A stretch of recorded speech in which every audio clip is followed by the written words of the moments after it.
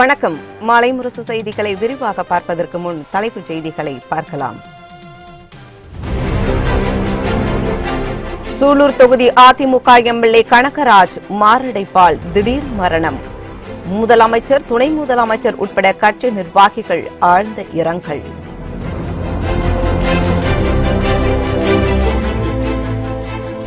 அதிமுக அரசின் சாதனைகளை பொதுமக்களிடம் விழிப்புணர்வு ஏற்படுத்தி வாக்கு சேகரிக்க வேண்டும். வெற்றி வாக்கை சூட மகளிர் அணிக்கு முதலமைச்சர் எடப்பாடி பழனிசாமி அழைப்பு.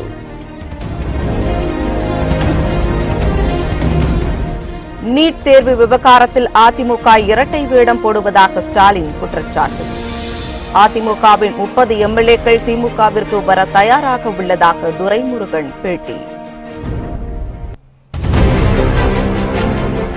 அதிமுகவின் வாக்கு வங்கியை தினகரன் உட்பட யாராலும் பிரிக்க முடியாது என அமைச்சர் காமராஜ் திட்டவட்டம். ஓட்டுக்கு பணம் கொடுப்பதை தடுக்க தேர்தல் ஆணையம் உறுதியான நடவடிக்கை எடுக்கும் என மத்திய அமைச்சர் பொன் ராதாகிருஷ்ணன் நம்பிக்கை.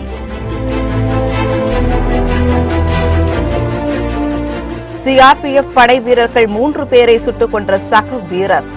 தன்னைத்தானே சுட்டுக் கொண்ட சம்பவத்தால் காஷ்மீரில் அதிர்ச்சி.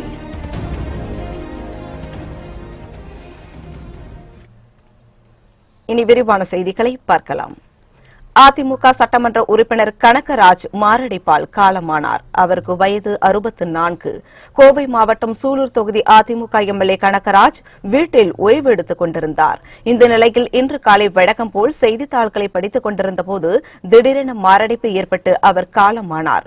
64 வயதான கனகராஜுக்கு ரத்தினம் என்ற மனைவியும் ஒரு மகன், ஒரு மகளும் உள்ளனர். மரண செய்தி கேட்டு சுல்தான்பேட்டையில் உள்ள அவரது இல்லத்தில் தொண்டர்கள் குவிந்து வருகின்றனர். எம்எல்ஏ கனகராஜ் மறைவிற்கு முதலமைச்சர் பழனிசாமி, துணை முதலமைச்சர் ஓ பன்னீர்செல்வம் மற்றும் அமைச்சர்கள் இரங்கல் தெரிவித்துள்ளனர். இதேபோல் கட்சி தொண்டர்களும் அதிமுக நிர்வாகிகளும் இரங்கல் தெரிவித்து வருகின்றனர். தேர்தல் நேரத்தில் கனகராஜ் மரணம் அடைந்துள்ளது அதிமுகவினரிடையே சோகத்தை ஏற்படுத்தியுள்ளது.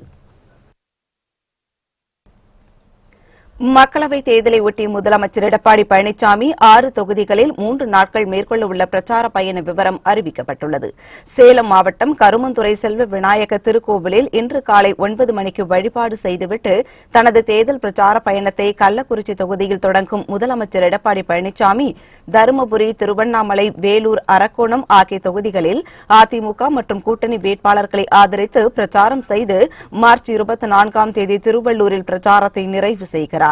இன்று பகல் 12 மணிக்கு வாழப்பாடி, அயோத்தியாபட்டினம், தருமபுரி நாடாளுமன்றம் மற்றும் பாப்பிரெட்டு இடைத்தேர்தல் நடைபெறும் தொகுதி உள்ளிட்ட 10 இடங்களில் அதிமுக கூட்டணி வேட்பாளர்களுக்காக அவர் பிரச்சாரம் மேற்கொள்கிறார்.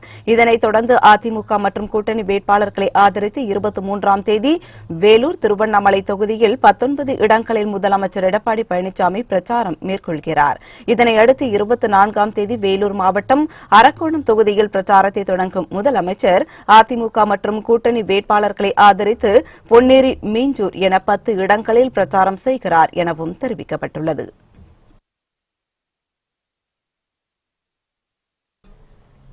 மக்களவை மற்றும் 18 தொகுதி இடைத்தேர்தலில் அதிமுக கூட்டணி வெற்றிக்காக பாடுபட வேண்டும் என அதிமுக மகளிர் அணிக்கு முதலமைச்சர் எடப்பாடி பழனிசாமி வேண்டுகோள் விடுத்துள்ளார்.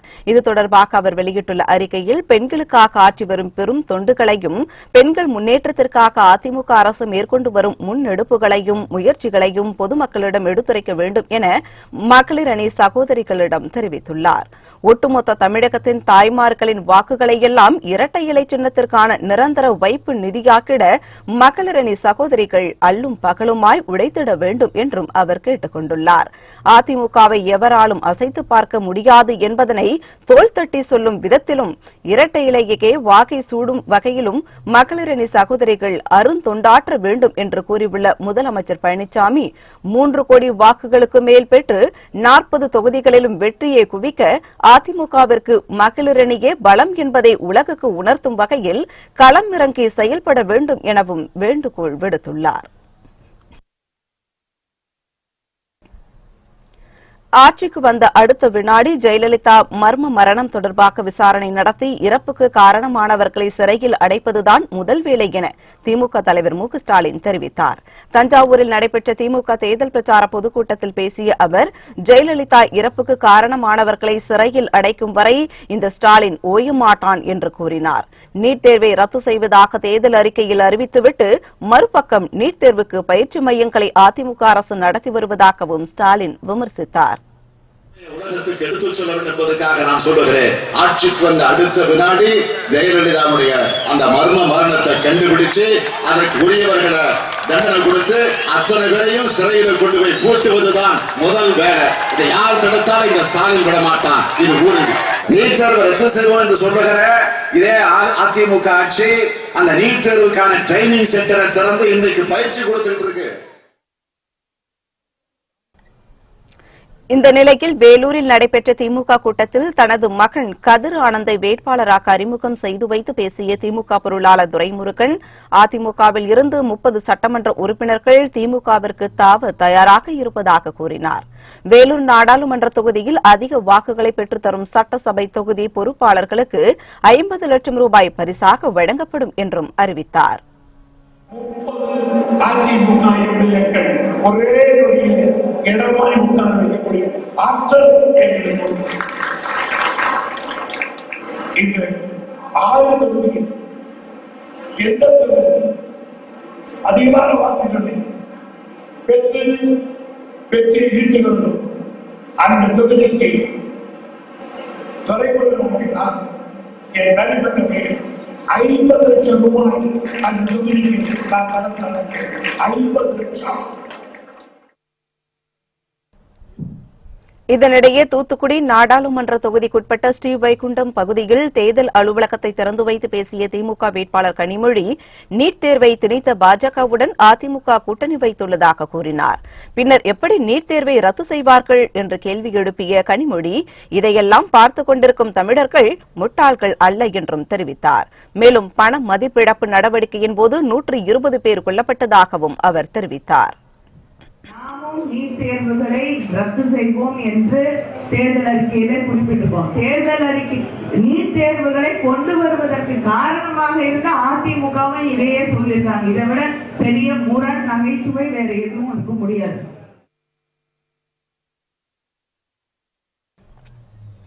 அதிமுகவின் வாக்கு வங்கியை டிடிவி தினகரனால் பிரிக்க முடியாது என உணவுத்துறை அமைச்சர் காமராஜ் திட்டவட்டமாக கூறியுள்ளார். நாகையில் நடைபெற்ற நிகழ்ச்சி ஒன்றில் கலந்து கொண்ட பின்னர் செய்தியாளர்களிடம் பேசிய அவர், மக்களவைத் தேர்தலிலும் சட்டசபை இடைத்தேர்தலிலும் அதிமுக கூட்டணி மட்டுமே வெற்றி பெறும் என குறிப்பிட்டார். மேலும் அதிமுகவின் வாக்கு வங்கியை தினகரன் உட்பட யாராலும் பிரிக்க முடியாது எனவும் அமைச்சர் கூறினார். அதிமுகவினுடைய வாக்கு வங்கி என்பதை எவராலும் பிரிக்க முடியாது. அது தினகரனாக இருந்தாலும் சரி, அது சூழ்ச்சி செய்கிற எவராலும் சரி, நிச்சயமாக அதிமுக ஒரே ஒரு வாக்கை கூட பிரிக்க முடியாது. எங்களுடைய வாக்கு வங்கி என்பது வலுவான வாக்கு வங்கி. இன்றைக்கு எங்களுக்கு அமைந்திருக்க கூட்டணி என்பது மிகப்பெரிய வலுவான கூட்டணி. இந்த கூட்டணியை வெல்வதற்கு எவராலும் முடியாது. அதில் யார் வந்தாலும் தோற்று போவார் முடியாதுங்க. எங்களுடைய வாக்குகளை எவராலும் உடைக்க முடியாது. எங்களுடைய கூட்டணி வாக்கு வலுவாக இருக்கிறது.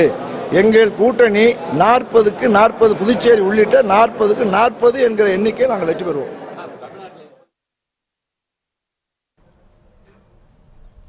ஓட்டுக்கு பணம் கொடுப்பதை தடுக்க தேர்தல் ஆணையம் உறுதியான நடவடிக்கை எடுக்கும் என நம்புவதாக மத்திய அமைச்சர் பொன் ராதாகிருஷ்ணன் தெரிவித்துள்ளார். நாகர்கோவிலில் செய்தியாளர்களை சந்தித்த அவர், தமிழகத்தில் முதலமைச்சர் பழனிசாமி மிக துணிச்சலான நடவடிக்கைகளை எடுத்து வருவதாக குறிப்பிட்டார். வரும் மக்களவைத் தேர்தலில் 300க்கும் மேற்பட்ட தொகுதிகளில் பாஜக வெற்றி பெறும் என பொன் ராதாகிருஷ்ணன் நம்பிக்கை தெரிவித்தார். தமிழகத்தில் தனி தேர்தல் அறிக்கை வெளியிடுவது குறித்து பாஜக பரிசீலித்து வருவதாக கூறிய அவர், ஓட்டுக்கு பணம் கொடுப்பதை தடுக்க தேர்தல் ஆணையம் உறுதியான நடவடிக்கை எடுக்க வேண்டும் என வேண்டுகோள் விடுத்தார். ஏற்கனவே சொல்லிட்டு இருக்கிறேன், பல மாநிலங்களில் இருந்து வரக்கூடிய தகவல்கள் குறைந்தபட்சம் 300 தாண்டிய அளவில் இன்றைய நிலையில் வெற்றி வாய்ப்பு இருக்கிறது தேசிய ஜனநாயக கூட்டணிக்கு என்று சொன்னார்கள். இது பாரதிய ஜனதா கட்சிக்கு மட்டும் தனித்த பெரும்பான்மை. 300க்கு மேல மற்ற கூட்டணி கட்சிகள். தேர்தல் ஆணையம் துணிச்சலான நடவடிக்கைகளில் எடுப்பார்கள்.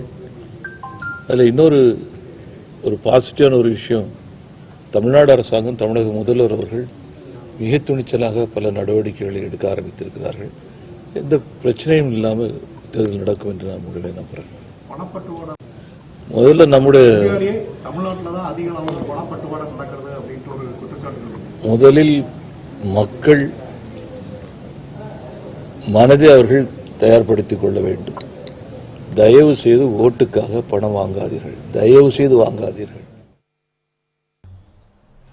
ஊழல் செய்யும் எடப்பாடி அரசையும் வாக்குறுதிகளை நிறைவேற்றாத மோடி அரசையும் அகற்ற வேண்டும் என நீலகிரி நாடாளுமன்ற தொகுதி வேட்பாளர் ஆர் ராசா தெரிவித்துள்ளார்.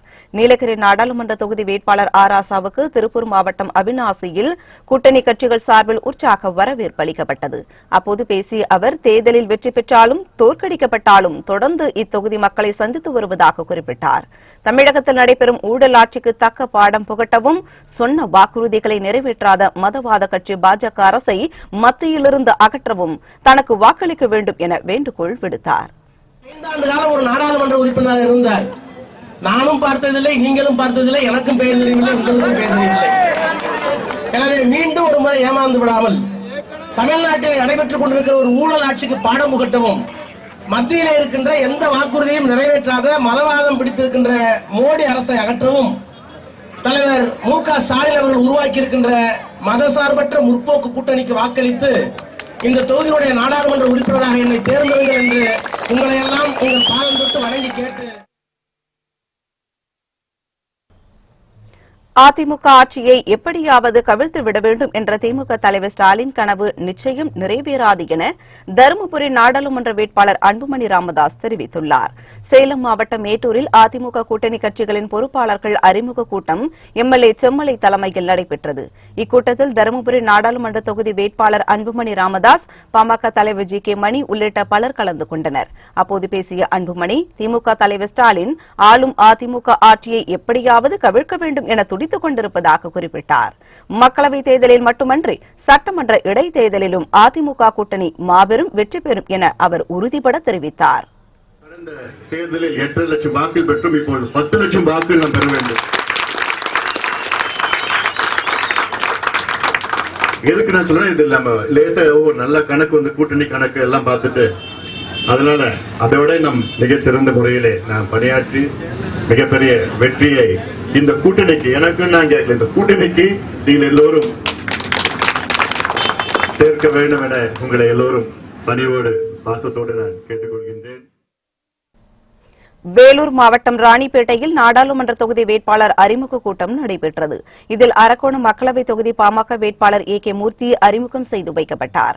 அப்போது பேசிய அவர், நாடாளுமன்ற தேர்தலுக்கு பிறகு உள்ளாட்சி மற்றும் சட்டமன்ற தேர்தலிலும் அதிமுகவுடன் பாமக கூட்டணி தொடரும் என கூறினார்.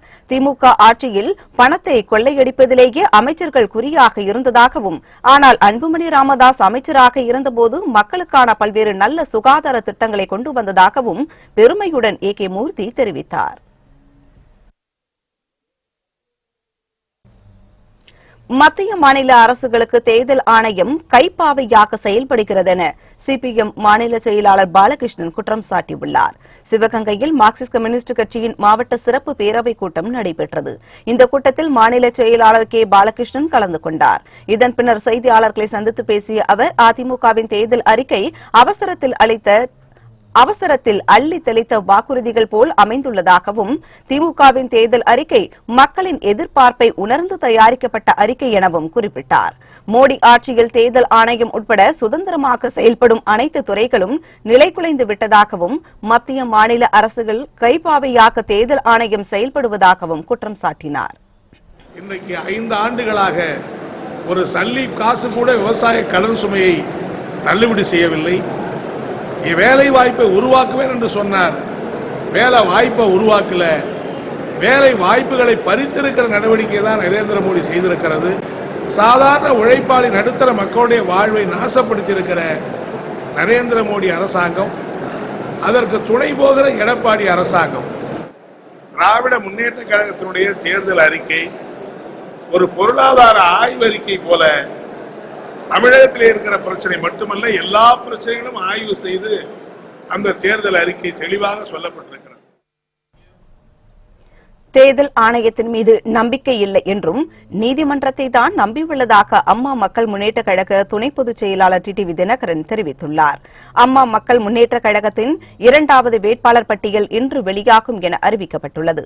இந்த நிலையில் திருச்சி நாடாளுமன்ற தொகுதி தேர்தல் அலுவலகத்தை அமமுக துணை பொதுச் செயலாளர் டிடிவி தினகரன் திறந்து வைத்தார்.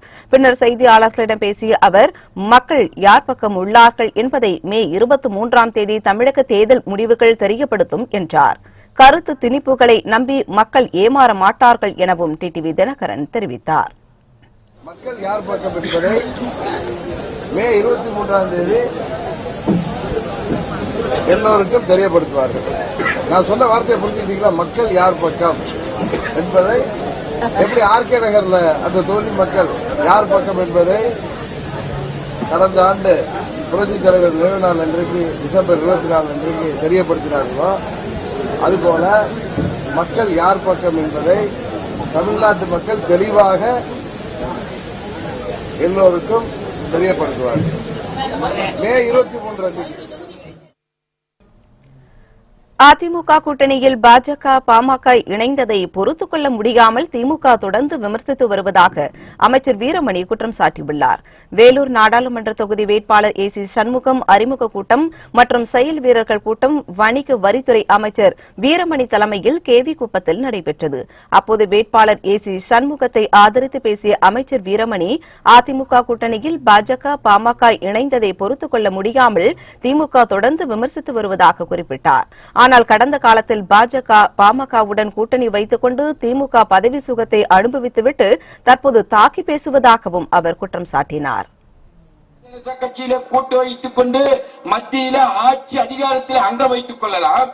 பாட்டாளி மக்கள் கட்சியோடு நீங்கள் கூட்டு வைத்துக் கொண்டு அவர்களோடு தேர்தல் களத்தில் போட்டியிடலாம். ஆனால் அதே பாட்டாளி மக்கள் கட்சி அண்ணா திராவிட முன்னேற்ற கழகத்திலே கூட்டு வைத்தால் தவறா? அந்த கட்சிக்கு விசுவாசமாக இன்றைக்கு கூட்டணியை அமைத்து இன்றைக்கு நம்முடைய பாட்டாளி மக்கள் கட்சி தேர்தல் களத்திலே ஒன்றாக இணைந்து பணியாற்றிக் கொண்டிருக்கின்றது. ஆனால் எதிரிலே இருக்கக்கூடியவர்கள் தன்னுடைய வாரிசுக்கு ஓட்டு போடுன்னு சொல்றார். இதை தவிர வேறு ஏதாவது தகுதி உண்டா? இதனைத் தொடர்ந்து பேசிய நீதிமன்ற கட்சித் தலைவரும் வேலூர் நாடாளுமன்ற தொகுதி வேட்பாளருமான ஏசி சண்முகம், மத்திய அரசு வழங்கும் அனைத்து நலத்திட்டங்களையும் பெற்று கேவி குப்பத்தில் செயல்படுத்துவேன் என கூறினார். மேலும் அரசு கல்லூரி, இரட்டை மேம்பாலம் ஆகியவை இந்த பகுதியில் அமைக்க நடவடிக்கை எடுப்பேன் என்றும் அவர் உறுதியளித்தார். இந்த பகுதி விவசாயிகள் நிரம்பிய பகுதி. விவசாய மக்களுக்கு மத்திய அரசிலும் மாநில அரசும் என்னென்ன திட்டங்கள் வருகிறதோ அதை கொண்டு வந்து சேர்க்கக்கூடிய உங்கள் மகனாக, உங்களுடைய அண்ணனாக, உங்களுடைய தம்பியாக நான் நிச்சயமாக உங்களோடு இருப்பேன். அதே போல இங்க ஒரு மகளிர் கல்லூரி வேண்டும். சட்டமன்ற உறுப்பினரும் ஒன்றிய பொறுப்பாளர்களும் கூட்டணி கட்சி தலைவரும் ஐயா கேவி குப்பத்திலிருந்து நாங்கள் எங்கெங்கோ சென்று படிக்க வேண்டும் என்று கேவி குப்பம் பகுதியிலே மகளிர் கல்லூரி துவங்கப்படும். அது அரசால் கொண்டு வரக்கூடியும். அது அமைச்சர் அவர்களும் நானும் சட்டமன்ற உறுப்பினரும் இணைந்து அதை நிச்சயமாக கொண்டு வருவோம் என்று சொல்லி ஒன்று ஒன்றாக பாருங்கள். நாங்கள் வெற்றி அடைந்தவுடன் என்ன செய்கிறோம் என்பதை பாருங்கள். நீங்கள் எங்களை தேடி அலைய வேண்டாம், உங்களை தேடி நாங்கள் அலைவோம். மக்களவைத் தேர்தலில் வாக்களிக்க அடையாள அட்டையை அளிக்க இயலாதவர்கள் 11 வகையான அடையாள ஆவணங்களை காண்பித்து வாக்குகளை பதிவு செய்யலாம் என்று தேர்தல் ஆணையம் அறிவித்துள்ளது. இதுகுறித்து தமிழக தேர்தல் துறை வெளியிட்டிருக்கும் அறிக்கையில், வாக்களிப்பதற்கு முன்பாக வாக்குச்சாவடியில் வாக்காளர்களின் புகைப்பட அடையாள அட்டையை காண்பிக்க வேண்டும். இந்த அட்டையை அளிக்க இயலாதவர்கள் 11 வகையான ஆவணங்களில் ஏதேனும் ஒன்றை காண்பிக்கலாம். அதன்படி கடவுச்சீட்டு, ஓட்டுநர் உரிமம், மத்திய மாநில அரசுகளின் பொதுத்துறை நிறுவனங்கள், தொழிலாளர்களுக்கு வழங்கப்பட்ட புகைப்படத்துடன் கூடிய பணி அடையாள அட்டைகள் மற்றும் புகைப்படத்துடன் கூடிய வங்கி அஞ்சலக கணக்கு புத்தகங்கள், வருமான வரி நிரந்தர கணக்கு எண் அட்டையை காண்பிக்க அறிவுறுத்தப்பட்டுள்ளது.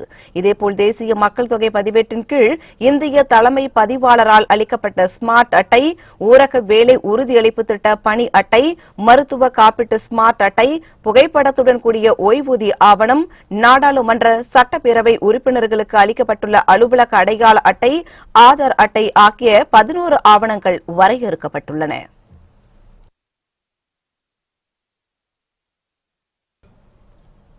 காங்கிரசின் பதவி ஆசையால் நாடு பேரிழப்பை சந்தித்துள்ளதாக பிரதமர் மோடி குற்றம் சாட்டியுள்ளார். இது தொடர்பாக பிரதமர் மோடி தனது வலைப்பக்கத்தில் வெளியிட்டுள்ள பதிவில், பாஜக அரசின் கடந்த 5 ஆண்டுகால ஆட்சியில் குடும்ப ஆட்சி நடைபெறாமல் இருந்தால் நாடு சிறப்பாக இயங்கும் என்பது நிரூபணமாகியுள்ளதாக குறிப்பிட்டுள்ளார்.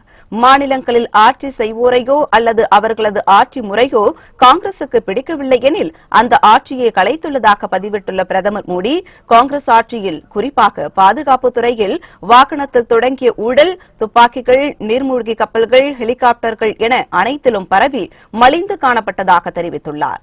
எனவே வாக்களிப்பதற்கு முன் கடந்த கால நிகழ்வுகளை மனதில் கொண்டு மக்கள் அனைவரும் தெளிவான மனநிலையுடன் வாக்களிக்க வேண்டும் எனவும் பிரதமர் மோடி கூறியுள்ளார்.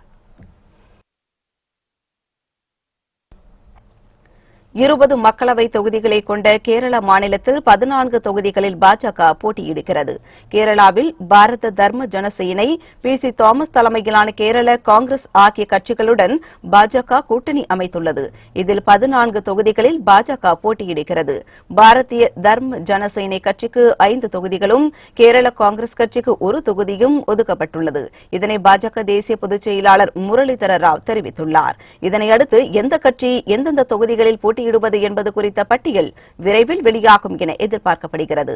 திருவனந்தபுரம் தொகுதியில் காங்கிரஸ் தலைவர் சசி தரூரை எதிர்த்து கும்மணம் ராஜசேகரன் போட்டியிடுவார் என்று எதிர்பார்க்கப்படுகிறது. இந்த நிலையில் கேரள மாநிலத்தில் ஏப்ரல் 23ஆம் தேதி தேர்தல் நடைபெறவுள்ளது குறிப்பிடத்தக்கது. ஜம்மு காஷ்மீரில் 3 CRPF வீரர்கள் சக வீரர் ஒருவரால் சுட்டுக் கொல்லப்பட்ட சம்பவம் அதிர்ச்சியை ஏற்படுத்தியுள்ளது. ஜம்மு காஷ்மீரில் உதம்பூர் பகுதியில் 187வது படைவீரரின் 3 CRPF படைவீரர்கள் நேற்று இரவு சக வீரர் ஒருவரால் சுட்டுக் கொல்லப்பட்டனர். துப்பாக்கிச்சூடு நடத்திய நபர் தன்னைத்தானே சுட்டுக் கொண்டார். அவனது நிலைமை மிகவும் கவலைக்கிடமாக உள்ளது. துப்பாக்கிச்சூடு சம்பவம் தொடர்பாக 187வது படைப்பிரிவின் தளபதி ஹரிந்தர் குமார் செய்தியாளர்களிடம் கூறுகையில், 3 வீரர்கள் இறந்துவிட்டதாகவும் அவர்களை சுட்டுக் கொன்ற நபர் கடுமையான காயமடைந்துள்ளதாகவும் தெரிவித்தார். இதற்கான காரணம் குறித்த உறுதியான தகவல் வெளியாகவில்லை. இச்சம்பவம் அந்த பகுதியில் பரபரப்பை ஏற்படுத்தியுள்ளது. வேலூர் அருகே பள்ளி மற்றும் கல்லூரி மாணவர்களுக்கு கஞ்சா போதைப் பொருட்கள் விற்பனை செய்து வந்த 2 பேர் கைது செய்யப்பட்டுள்ளனர். வேலூர் மாவட்டத்தில் உள்ள பள்ளி மற்றும் கல்லூரிகளில் கல்வி பயிலும் மாணவர்களுக்கு ஒரு கும்பல் கஞ்சா போதைப் பொருட்கள் விற்பனை செய்து வருவதாக புகார் தெரிவிக்கப்பட்டது. இதன் பேரில் போலீசார் தீவிர ரோந்து பணிகளில் ஈடுபட்டு வந்தனர்.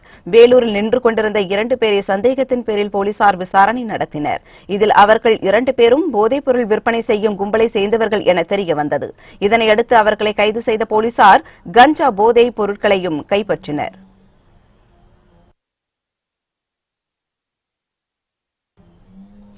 பொள்ளாச்சி பாலியல் விவகாரத்தில் தொடர்புடைய அனைத்து குற்றவாளிகள் மீதும் நடவடிக்கை எடுக்க வலியுறுத்தி தமிழகத்தின் பல்வேறு பகுதிகளில் ஆர்ப்பாட்டம் நடைபெற்று வருகிறது. நாமக்கல்லில் விடுதலை சிறுத்தைகள் கட்சி சார்பில் கண்டன ஆர்ப்பாட்டம் நடைபெற்றது. 100க்கும் மேற்பட்டவர்கள் கலந்து கொண்ட இந்த ஆர்ப்பாட்டத்தின் போது பொள்ளாச்சி பாலியல் விவகாரத்தில் தொடர்புடைய அனைத்து குற்றவாளிகள் மீதும் நடவடிக்கை எடுக்க வலியுறுத்தப்பட்டது. இதனிடையே அனுமதியின்றி ஆர்ப்பாட்டத்தில் ஈடுபட்டதாக கூறி 10 பேர் மீது நாமக்கல் போலீசார் வழக்கு பதிவு செய்துள்ளனர். இதேபோல் தூத்துக்குடியில் வடக்கு மாவட்ட இந்து முன்னணி சார்பில் கண்டன ஆர்ப்பாட்டம் நடைபெற்றது. அப்போது பொள்ளாச்சி விவகாரத்தில் ஈடுபட்டுள்ள அனைவரையும் எந்தவித பாரபட்சமுமின்றி கைது செய்ய வேண்டும் என வலியுறுத்தப்பட்டது. மயிலாடுதுறை அருகே மணல் அள்ளும் இயந்திரம் சாலையின் நடுவே கவிழ்ந்து விபத்துக்குள்ளானதில் அப்பகுதியில் 2 மணி நேரம் போக்குவரத்து பாதிக்கப்பட்டது. நாகை மாவட்டம் மயிலாடுதுறை அருகே லாரி மூலம் மணல் அள்ளும் இயந்திரம் திருவாரூர் நோக்கி கொண்டு செல்லப்பட்டது. அப்போது லாரியில் இருந்த இணைப்பு துண்டிக்கப்பட்டதால் அந்த இயந்திரம் சாலையின் நடுவே கவிழ்ந்தது. இந்த அதிர்ச்சியில் ஓட்டுநரின் கட்டுப்பாட்டை இழந்து அருகில் இருந்த வீட்டில் லாரி புகுந்தது. இந்த விபத்தில் அதிர்ஷ்டவசமாக எந்த அசம்பாவிதங்களும் நிகழவில்லை. தகவல் அறிந்த போலீசார் சம்பவ இடத்திற்கு விரைந்து வந்து மீட்பு பணிகளில் ஈடுபட்டனர். இதன் காரணமாக அப்பகுதியில் சுமார் 2 மணி நேரம் போக்குவரத்து பாதிக்கப்பட்டது. வந்தவாசி அருகே குடிசை வீட்டில் நிகழ்ந்த திடீர் தீ விபத்தில் 15 சவரன் நகை நெருப்பில் எரிந்து நாசமானது. திருவண்ணாமலை மாவட்டம் வந்தவாசியை அடுத்திருக்கும் பொன்னூர் கிராமத்தில் ஆண்டி என்பவர் மாட்டு வியாபாரம் செய்து வருகிறார். நேற்று அங்குள்ள ஒரு திருமண மண்டபத்தில் அவரது மருமகளுக்கு வளைகாப்பு நிகழ்ச்சி நடைபெற்றது. அதில் கலந்து கொள்வதற்காக ஆண்டியின் குடும்பத்தினர் அனைவரும் சென்றிருந்தனர். அப்போது அவரது குடிசை வீடு திடீரென தீப்பற்றி எரிந்தது. அதில் வீட்டில் வைத்திருந்த 15 சவரன் நகை, 75,000 பணம் மற்றும் 1.5 லட்சம் ரூபாய் மதிப்பிலான பொருட்கள் தீயில் எரிந்து நாசமாக்கின. மின்கசிவு காரணமாக தீப்பிடித்திருக்கலாம் என சொல்லப்படுகிறது. இருப்பினும் இச்சம்பவம் குறித்து போலீசார் விசாரணை நடத்தி வருகின்றனர். திருமலையில் நடைபெற்ற வருடாந்திர தெப்போற்சவம் விழாவில் பல்லாயிரக்கணக்கான பக்தர்கள் கலந்து கொண்டு மலையப்ப சுவாமி மற்றும் ஸ்ரீதேவி பூதேவியை வழிபட்டனர். உலக புகழ்பெற்ற திருமலை ஏழுமலையான் கோவிலில் ஒவ்வொரு ஆண்டும் தெப்போற்சவம் விழா 5 நாட்கள் வெகு விமர்சையாக நடைபெறுவது வழக்கம். அதன்படி தெப்போற்சவம் விழா கடந்த 16ஆம் தேதி தொடங்கியது. இந்த நிலையில் தெப்ப உற்சவத்தின் 5ஆம் நாளான நேற்று உற்சவர் மலையப்ப சுவாமி மற்றும் ஸ்ரீதேவி பூதேவி சமேதராக சர்வ அலங்காரத்தில் எழுந்தருளி திருக்குளத்தில் 7 முறை வலம் வந்து பக்தர்களுக்கு அருள் பாலித்தார். அப்போது 4 புறங்களிலும் காத்திருந்த பக்தர்கள் கோவிந்தா கோவிந்தா என்று கோஷம் எழுப்பி வழிபட்டனர். உற்சவத்தின் நிறைவு நாளான நேற்று பல்லாயிரக்கணக்கானோர் திருமலையில் குவிந்திருந்தனர்.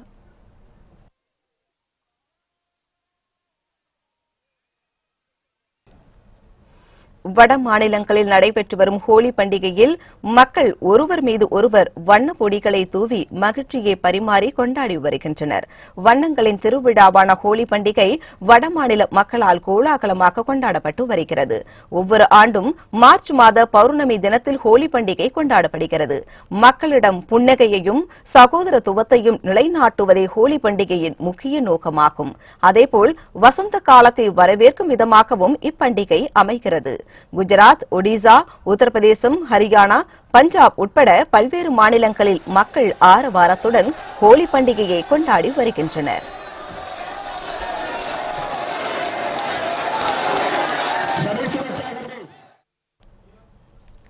இந்நிலையில் சென்னையில் வட மாநிலத்தவர் அதிகம் வசிக்கும் பகுதியான சவுகார்பேட்டை, யானைக்கவுனி உள்ளிட்ட பகுதிகளில் இன்று காலை முதல் ஹோலி பண்டிகை வெகு விமர்சையாக கொண்டாடப்பட்டு வருகிறது. ஆண்கள், பெண்கள் என அனைவரும் ஒருவருக்கொருவர் வண்ணப் பொடிகளை தூவி மகிழ்ச்சியை வெளிப்படுத்தி வருகின்றனர். பண்றதுக்காண்டி சவுகார்பேட்டை வந்திருக்கோம். மோஸ்ட்லி இங்கே நம்ம தமிழ்நாட்டில் வந்து நிறைய செலிப்ரேட் பண்ண மாட்டாங்க. நிறைய பேர் வந்து இங்கே சவுகார்பேட்டில் வந்து நார்த் இந்தியன்ஸ் எல்லா பேரும் இங்கே ஆக்குபை பண்ணிட்டு இருக்காங்க.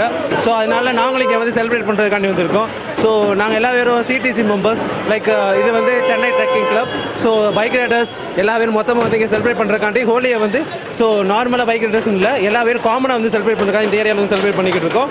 So colours and every thing செம்மையாக போயிட்டு இருக்கு. நீங்களும் வந்து ஜாயின் பண்ணிக்கோங்க. தேங்க்யூ, பாய். புத்தம் புதிய செய்திகள் அவ்வப்போது முழுமையாக மாலை முரசு தொலைக்காட்சி வழங்கும். இணைந்திருங்கள் மாலை முரசு தொலைக்காட்சியுடன். வணக்கம்.